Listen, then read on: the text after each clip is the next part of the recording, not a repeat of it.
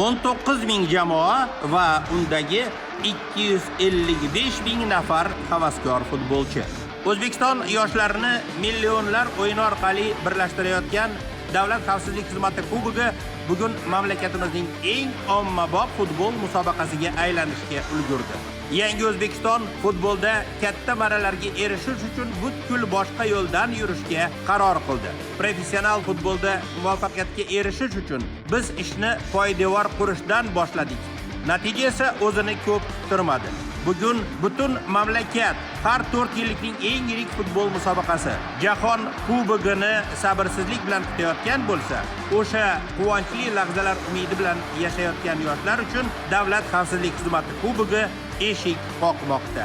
Odatga aylanganidek, aprel-may oylarida musobaqa tuman va shaharlarni, iyun-iyul oylarida 12 viloyat, poytaxt va Qoraqalpog'iston Respublikasini qamrab oladi. Avgust esa O'zbekistonning eng kuchli mahallalarini Toshkentga to'plab, musobaqa g'oliblarini aniqlab beradi. Agar siz 16 yoshdan 30 yoshgacha bo'lsangiz, demak sizda o'z iqtidoringizni respublikamizning eng katta arenalarida namoyish qilish imkoniyati bor.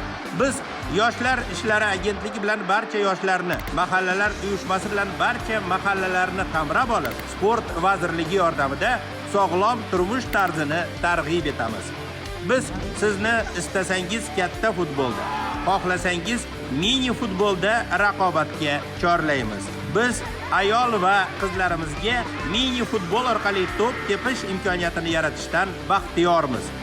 DXX kubogi bu maydondagi iqtidoringizni namoyish etish imkoniyati. Sizning imkoniyatingiz aynan shu yerda boshlanadi. Futbol hammamizni birlashtiradi. Har bir jamoaga va barcha ishtirokchilarga omad. Faol bo'ling va siz uddalaysiz. Davlat xavfsizlik xizmati kubogi, sog'lom yoshlar, yangi O'zbekiston kelajagi.